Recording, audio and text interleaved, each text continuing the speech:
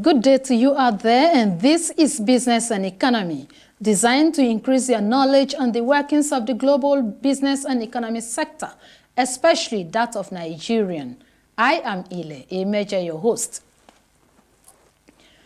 Arising from the inconsistency in the petroleum subsidy regime and tackling insecurity across the country, development experts had described the Nigerian state as unstable. Meanwhile, the present administration, led by President Bola Ahmed Tinubu, has, on assumption, put up a thinking cap and rolled over its sleeves in order to face these problems headlong and to bring them to its minimum. Some of the steps to addressing the daunting challenges include, among others, the recent 5 billion naira palliative to states in order to ameliorate and stabilize the economy. Today on the program, we shall examine critically the true state of the nation. My guest is an associate professor, Akoji Ocheja, who will be joining us after the business news to analyze the topic. We'll be right back. Equity investors from the floor of the Nigerian capital market transacted in a turnover of 320 million stocks at the last session, worth 3.729 billion naira in 5,176 deals. John Holt Nigeria led the advancers with a price appreciation of 10%, followed by CWG and Prestige Assurance, appreciating with 9.76% and 8.3%. Conversely, Guinea Insurance was top on the laggards with a price depreciation of 8.57%, followed by RT Briscoe and Consolidated Hallmark Insurance, dipping with 0.95% and 0.85%. In volume terms, Fidelity Bank, Transcorp, and United Bank for Africa dominated the activity level with 80 million stocks, 34 million stocks, and 24 million stocks in that order. In the course of business, all-share index and market capitalization of listed equities moderated by 0.06% to close at 64,663 units and 35.369 trillion naira. And on the exchange rate, the naira sells for 767 naira to the dollar on the investor and exporter window, 977 naira to the pound sterling, and 837 naira to the euro. Ile Emeje, ASO Television News. Our guest is already here with me in our studio to discuss the state of the Nigerian economy. Professor Akoji Ocheja, you are welcome to the edition of the program. You are welcome. Thank you very much. All right. Let's begin by considering the changes brought about by the present administration vis-a-vis the state of the nation before and after the inauguration. Do you think there has been any appreciable commitment to shift the economy and the living standard of the Nigerian people so far? Thank you very much. Yes, definitely every new government comes in with new policies. Even if it may not be entirely new, at least to reinforce the good policies that previous administrations must have embarked upon. So far, the President Bola Ahmed Tinubu's administration has come up with various policies that are targeted at improving the economy. So we have several of them like that. Okay. If we may want to, maybe the basic one, like I mentioned in my intro, said the current one is the 5 billion naira palliative to states of the nation. Do you think that will have any impact on the economy? Definitely, because it's like injecting money into the economy. When you look at states, there are several states in Nigeria whose monthly allocation from the federation account may not even be up to 5 billion. And even if it is, sometimes because of the loans that have been taken by previous administrations in states, you discover that what goes to the states may not be up to 5 billion naira. Okay. So, and if 5 billion is injected into the economy of every state, I think it's a very, very good policy and a welcome development. Okay. Although the policy implementation is another story entirely. And that is why there is every need for the federal government to possibly do a follow-up on how this 5 billion will be utilized in different states. Because for states with good administrators, they are likely to have a sigh of relief. Okay. But for states with terrible governors and administrations, you discover that they will rather be worse off, because what used to happen with the past allocations may not be different from what is going to happen to this 5 billion that is given to states.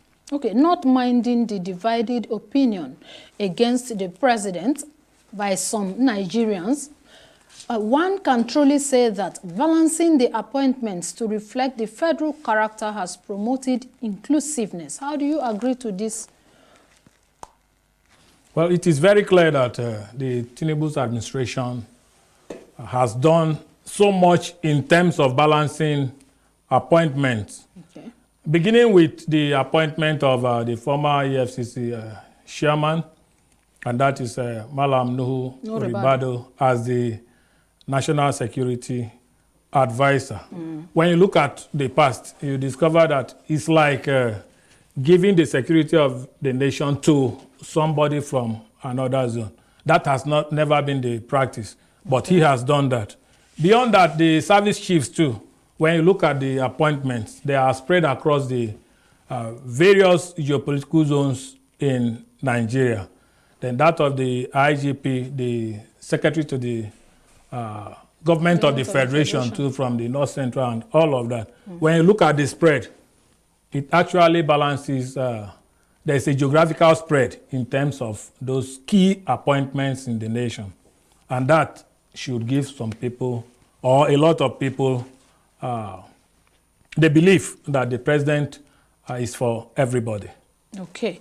So with all this, the first appointment, just like you reiterated, which the president made when he assumed office, can we say that the outcry of many Nigerians from different regions over the years that we are marginalized, this session of the country will come and say we are marginalized, the other session will come and say we are marginalized. So do we hope to come over all this cry of marginalization as we progress?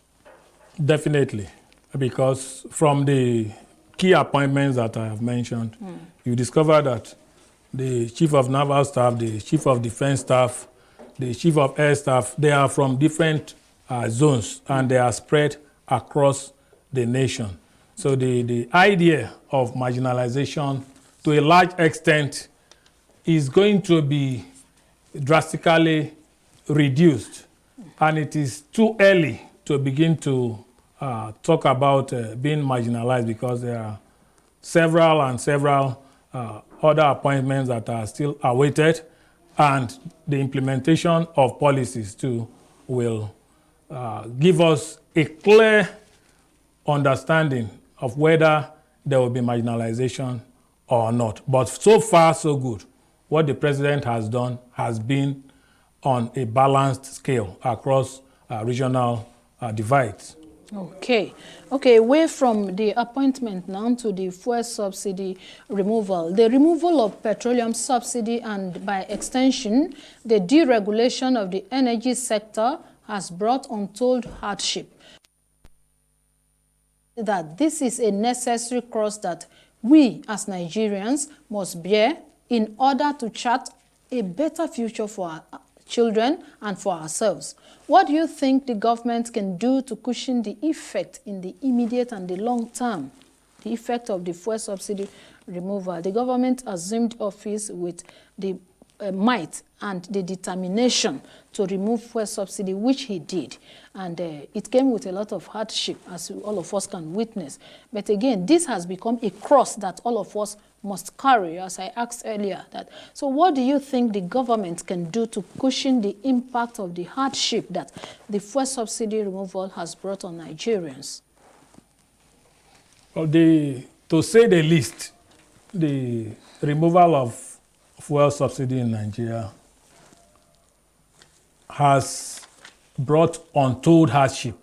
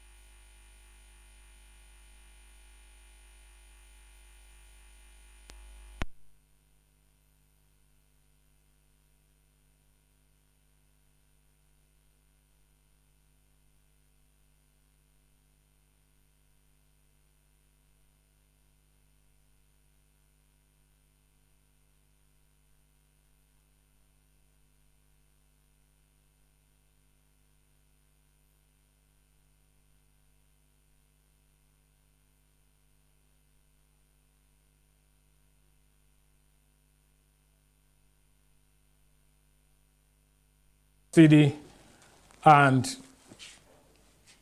its effects on the people cannot be overemphasized.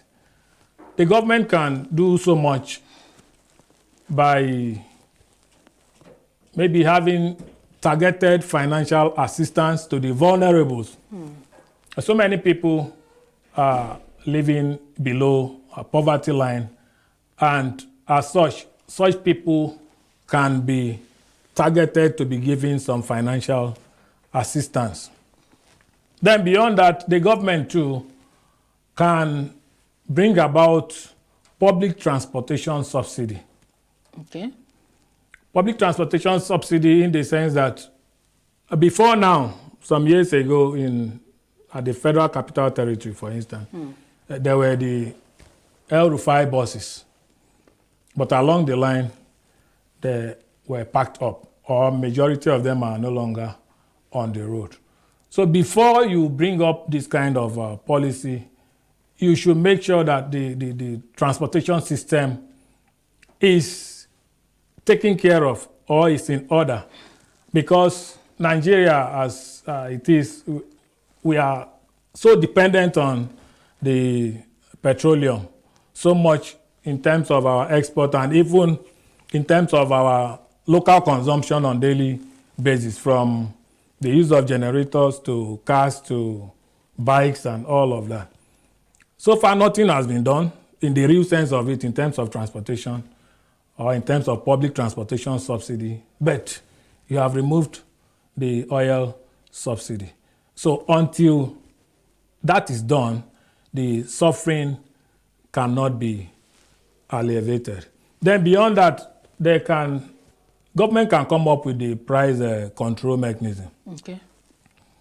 The idea that you buy, you sell at the price that you have bought to make a profit and all of that.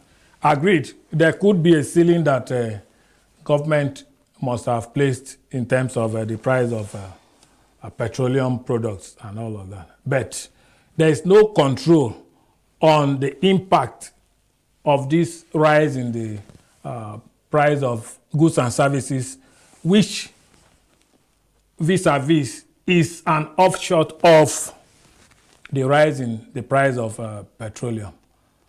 Okay. Daily commodities that we use, the prices have all gone up. The consumables? Consumables, they have gone up because they will lay claim to the rise in petroleum products. Even things that do not have direct bearing on the price of petroleum, individuals will definitely find a way around the story of the fuel subsidy to increase their price. If you bring a laborer to to work for you now, he will tell you where he's coming from and how he will get back, the price of food that he will eat, and even the expectation at home of what he's going to get to the house with.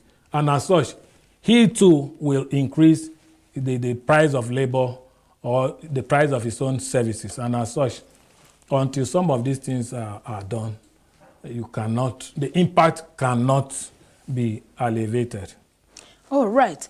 When you talk about monitoring and supervision, I think it has become so necessary for the government to embark on that.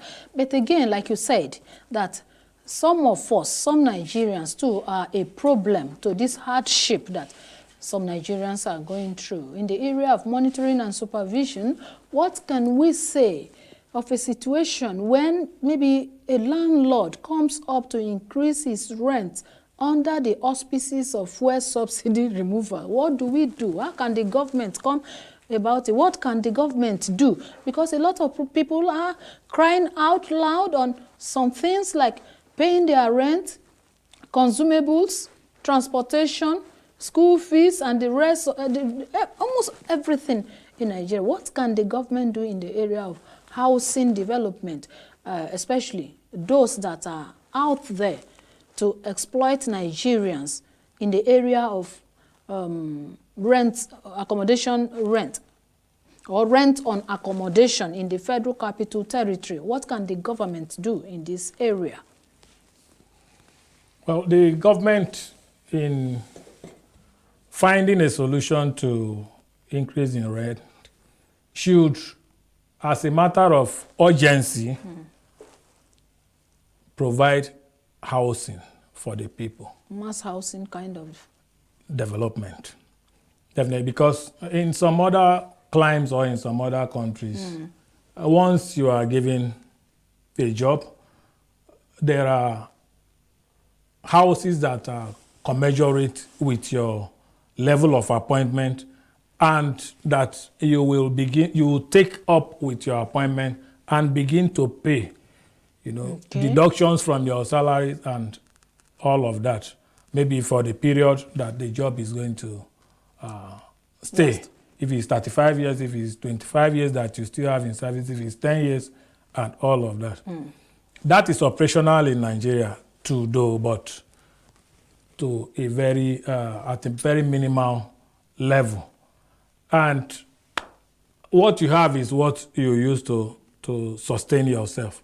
The landlords, that is their own product. That is their own petroleum, and that is their own subsidy that they have removed. And as such, you cannot blame them. So government needs to provide housing. Then beyond that, the government too can de-emphasize the rush to the Federal Capital Territory. How? By ensuring that states are doing well, local governments are functional and employing. Most people in Abuja, if you ask them to go back to their states today on the same job and on the same salary, very many people will willingly run back to their state. Okay. But in a situation where there are no jobs available at the states or at the local governments, and even when the jobs are available, you are not paid according to the minimum wage and all of that, then the next thing is to run to where there are greener pastures and where there is greener pasture at the Federal Capital Territory. Truth is, the world over, there is nowhere that it is cheap to stay in the Federal Capital. There is no country at all that it will be cheap to stay in the Federal Capital. Naturally, that policy of hike in standard of living in the Federal Capital is even to a large extent made to dissuade people from flooding the Federal Capital of every country. However, much is still desired to be done in the Federal Capital Territory. Because once you are entitled to a house and you have, no matter the distance to your place of work or to your place of workshop or whatever you are doing, definitely you prefer to stay there rather than paying rent to another landlord. Okay. One of the immediate solutions adopted by this administration to cushioning the impact of the fuel subsidy is the reintroduction of the student loan. But the challenge will be how the students can repay the loan given the Nigerian situation where applicants may not be able to get a job several years after graduation. What is your own take on this? How do you agree to this?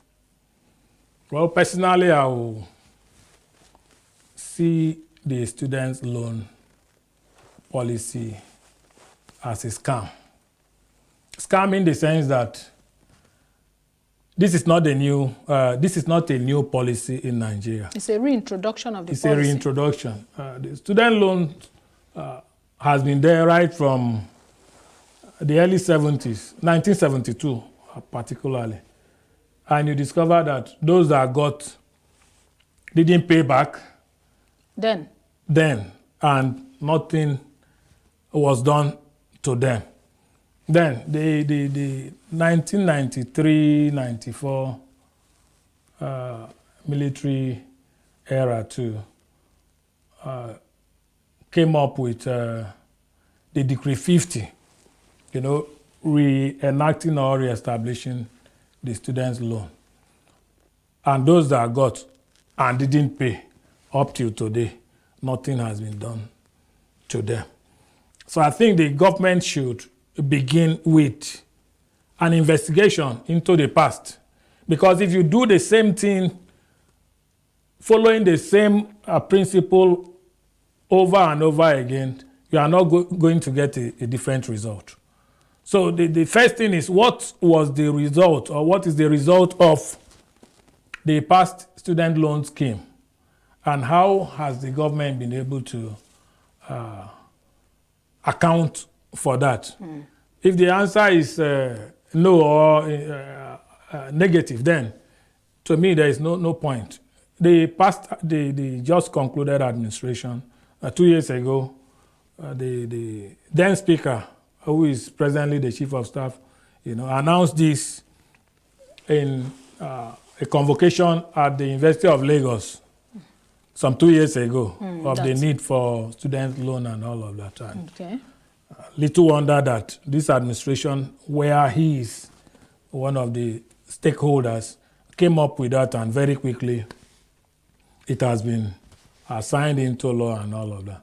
But when you look at the processes surrounding the acquisition of the loans, most of the students are likely going to be disqualified from accessing the loan. And more importantly, those that will eventually get it, because the Act says that within 30 days of processing the loan, the students are expected to get it. When has the Nigerian civil service become so efficient that in 30 days you process a loan and it will be with the student? Considering that the information of students must be gathered from their institutions, there will be a covering note from Student Affairs or by the Vice Chancellor of the university or the rector or the provost or the head of institution, as the case may be, then before bringing them to the Central Bank of Nigeria and all of that, remember, we are not talking of one institution. We are talking of all institutions all government institutions in Nigeria, which there are over 100. Then not to talk of the students that are coming from each of these institutions and processing it within 30 days. It's a possibility, but I see some difficulties there. And then, after assessing the loan, what is the guarantee that these students, upon graduation and NYSC, will be given a job instantly? That's the challenge. Those that have graduated over the years, and remember, tertiary institutions are churning out students in thousands every year to a point that even the NYSC does not have the carrying capacity to carry all of them at once. Instead, we are talking of batch 1, batch A, batch B, stream 1, stream 2, stream 3, and all of that. So even the place to serve is not even, to do NYSC is not even available at once. You think so? It's not available. Okay, at once, yes. We have batch A, batch B, batch, yeah, we have different batches. Yes. So if we don't even have where the just 1 year graduation students should serve at once, then it goes to tell us that it will be difficult to engage most of these people at the end of their NYSC. Although it's not all the students that are graduating that would have accessed the loan, but the people that would have accessed, where are the jobs? What is government doing to engaging them? What is the private sector doing to engaging them? Then what is even the class of degree that these students are going to graduate with? And upon employment, where is even the Nigerian data or data to know who is part-time and all of that? So all those things must be put in place first before you think of asking the person that you gave a loan. Well, as an adage says, as long as the person that is owing you is alive, that is your money. So those ones will be federal government's money in human capital. But okay. I also want us to look at the introduction of technology and the Nigerian system. Don't you think that technology, the government is also looking at technology to use technology in the area of maybe offering this student loan? We are looking at how achievable this can be. And then in the area of employment and unemployment, don't you also think that the higher institution of learning, especially the universities, can also help the government by introducing skills acquisition programs? I am aware that some institutions are running some skills acquisition programs at the moment, but can't all the universities, all the tertiary institutions we have in Nigeria, including the National Open University, also introduce skills acquisition programs to help the government in order to, so that when these students are coming out, immediately after their NYSC, they should be able to set themselves up as an independent employer of labor of themselves, or even to some. What do you think can be done? Well, the truth is, in every tertiary institution now, including where I belong, that's the National Open University of Nigeria, there is entrepreneurship, which is a general studies course, both at 200 level and 300 level. Yeah. There is equally the SciWest, which is a practical program for some departments. Some run it for 6 months, some run it for 3 months, as the case may be. But again, the truth is, for the students to acquire the desired skills, it goes beyond theoretical teaching. Government needs to make adequate provision like we are here, for example, if somebody is on IT for 6 months, this is a studio, the cameras are there, the computers are there, the lightings are there, and all of that. And the person on practical for the period will be able to experience or experiment some of these things that I have mentioned and see how the workability of those things. But in a situation where maybe there are 30 students and there are only 2 or 3 of such equipments, due to poor funding of these tertiary institutions, it becomes very difficult for those who acquire these skills to acquire it fully or to the fullest and be able to establish themselves at the end of the day. Beyond that, after the acquisition of this knowledge from the tertiary institutions, what are you going to operate with? You know, if you talk about student loans that we mentioned, then there should equally be graduate loans to people after NYSC to like establish that can help them themselves. establish themselves. So even if you have learned how to maybe make some clothing, or maybe even if it's just how to sew, for instance,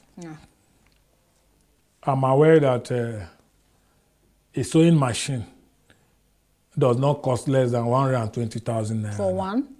For one. That is just the machine. Not to talk of getting the room or the shop to put that sewing machine. You need to have a signpost. You need scissors. You need tape. You need electricity in that place to power. And equipment. All of those are not there. They require money too. So beyond the tertiary institutions equipping the students with the knowledge, going to practicalize it needs money. It needs equipment. You cannot graduate and still return to your institution to say that you are practicalizing it there. Rather, you should go to the wider society to experiment what you have been taught or equipped with from the higher institutions or from the universities or polytechnics, as the case may be. So once that is not done, it's like somebody that is half educated. You have been equipped with the knowledge, but you don't have the place or the tools to work with, and it will still tantamount to nothing at the end of the day. Okay. Some development experts have come up with a concern that there is need for the government or for institutions of higher learning to make skills acquisition programs a compulsory course to all courses or all professions. What is your take on it? To make it a compulsory course or to just leave it as it is? According to their argument, this will help the graduates, like we are talking about those that have just finishing their NYSC and they are becoming entering into the labor market, where all of them are depending on the government to be their employer. If these courses, skills acquisition courses, are made compulsory for everyone that is passing through the higher institution of learning, don't you also think that this will help them to a great deal, apart from the purchase of their equipment, having a shop and having other things? Is it not possible for us to make it a compulsory course for everyone that is passing through a higher learning of institution? A higher institution of learning, I mean to say, please. Yes, as in theory, at present, it's like that. When you look at the national policy on education, there are compulsory skills acquisitions that are there, which we refer to as general studies, or GSTs, as they are called. We have an introduction to computer at every 100 level, or whether NC1 or ND1 or 100 level of any higher institution, there is introduction to computer. Then at 200 level or level 2, we have a computer application. Still skills acquisition. Skills acquisition. Then at that 200 level, there is entrepreneurship, where you can delve into just a replica of the introductory technology in junior secondary school, GS1. Okay, like technical colleges we had in those days. Yes. No, even at present, all secondary schools, they do Introtech. Okay. Introduction to technology, GS1, GS2, GS3. But again, what is the output after GS3? Can most of the students do even an ordinary bench or form? Furniture. Or furniture to stay, or can they lay blocks as building, in building technology for those in painting and decoration or fine arts and all of that? What is the output? Or even in pastries. Yes, so the same applies to the tertiary institutions. Like I said, there is need to increase funding to tertiary institutions so that tertiary institutions will be able to have more than enough equipment to go around all the students that are carrying or taking these introductory or technologically inclined courses or general studies courses, as the case may be. Like I talked about entrepreneurship in 200 and 300 level. That puts the student through different businesses or skills, as the case may be.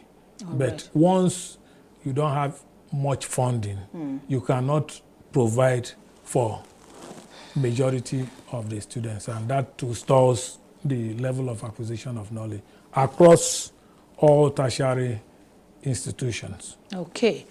According to the prof here, there is need for all higher institutions to ensure effective monitoring and evaluation of entrepreneurial courses in order to help equip our graduates. We'll take a break now and we'll be right back. Stay with us.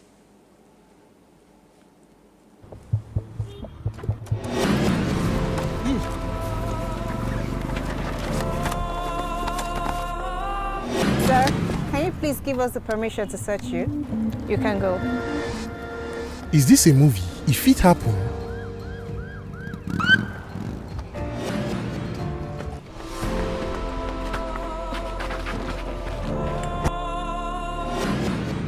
Officer, I beg carry and go station. When our Oga come, you come meet am for there. Hey, Mr. Man, I cannot do that. Tell your guy to come to our station when he returns. Am I in a movie? If it happen, Mama, please.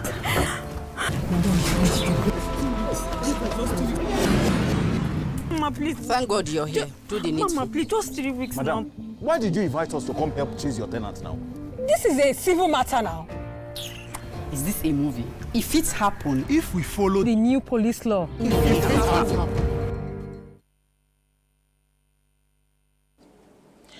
Associate Professor Akuji Ocheja is still with us in this studio, and we are looking at the state of the Nigerian economy. Doctor, before we went on the break, we were looking at skills acquisition programs in higher institutions of learning in Nigeria, and we have said that this will help to equip our graduates to become self-employed, even while they are waiting for white-collar job that may not come in time. And you have explained to us that so many institutions are on it, but we need to improve our monitoring and evaluation framework in order to ensure that these students get serious with this and that they will get something out of it. Okay, now let's go to what some Nigerians are also saying over the recent wave of resurgence and of unnecessary killings in some states of the Federation, particularly in Zamfara, Niger State, and Plateau State. What do you think Nigeria can do to win this war? You know, the current resurgence of insecurity, some killings across some states of the nation is becoming worrisome. What do you think the government, the present administration can do to win the war against insurgency? Well, before we talk about solution, care must be taken to look at the causes first, even if we are not going to discuss the causes. Because the solution to a problem begins with what actually caused that problem. Okay. In some cases, when you look at these killings, some were post-election violence and killings. And for those that are post-election related, it means we have to rejig our election processes in such a way that majority of the people will not be aggrieved with the outcome of election results. Because if it's connected to election and you are talking about economic solutions, it is not going to resolve that problem in that community because it wasn't an economic problem in the first place. But generally, before now, there was insecurity. It is easy to say that we should learn to live with insecurity. But when it affects somebody that is close to you, or it affects your own community, that is when you now know the pain, the impact or effect of insecurity in a community. Where communities are exterminated, people are chased away, their houses waste down, people can no longer go out as early as 7 p.m. till daybreak, where there are dusk to dawn kind of ban for movement at night and all of that. So it reduces their fundamental human rights of freedom of movement, of association, of carrying out their activities on daily basis, as the case may be. Insecurity, the service chiefs, all of them have, read out their riot acts, but it should go beyond mere statements to action. Okay. If it's about promises that it will not happen again, or we will track down the culprits, we are going to ensure that the culprits do not go, harmed or unnoticed and all of that, or unpunished. All those stories, we have been living with those same stories. People need action, Like you mentioned, the states that insurgency reoccurred in recent times, they are known to everybody. Those states, are there too much for the government to, round it up and pick out the culprits from there? No. I agree, like Niger State has a very large land mass, but again, it is not more than the entire country or the entire security architecture.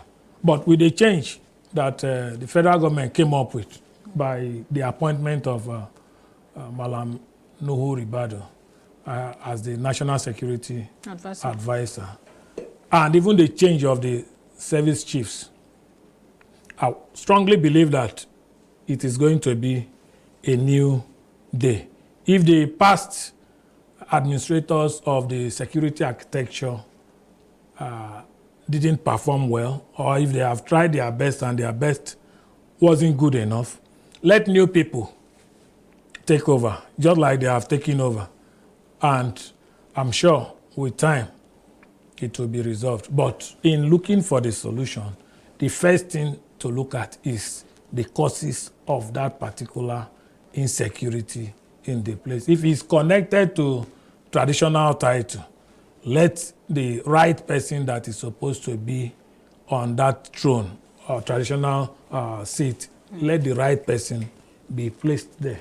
Okay. And as such, the people will come down. If it's connected to economy, then let them rejig the economic architecture of that area.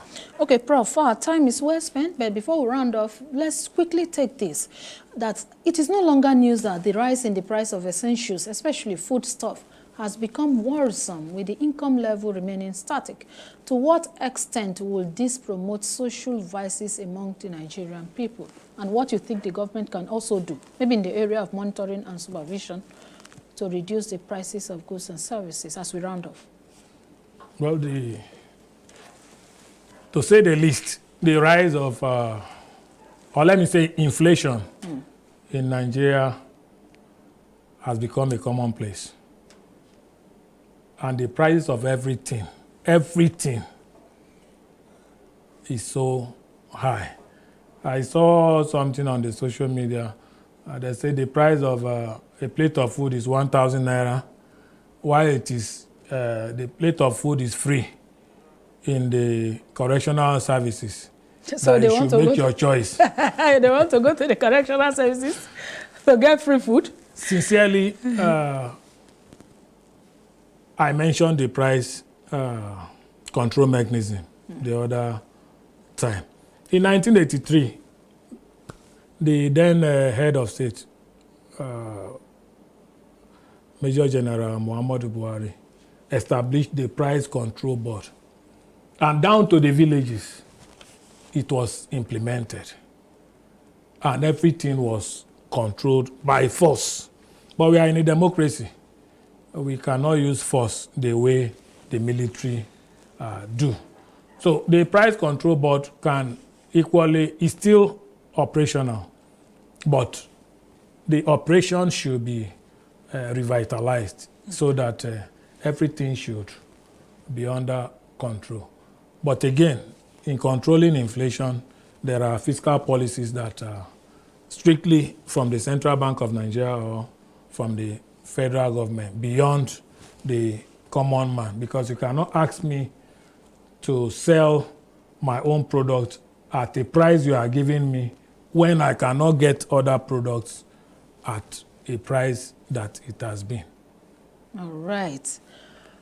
So far, the government can help to control the inflation by revitalizing the price control mechanism initiative as it used to be then, so that we begin to enjoy a very comfortable or stable economy, according to the prof beside me. And that is the size of our package for today's program.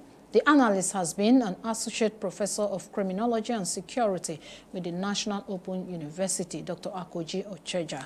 I want to thank you so much for finding time to be on today's edition of the program. My pleasure. All right. And to you out there, our esteemed audience, I strongly believe you have gained so much on the state of the Nigerian economy and efforts of the government, this administration, to stabilize the economy. Enjoy the rest of our programming.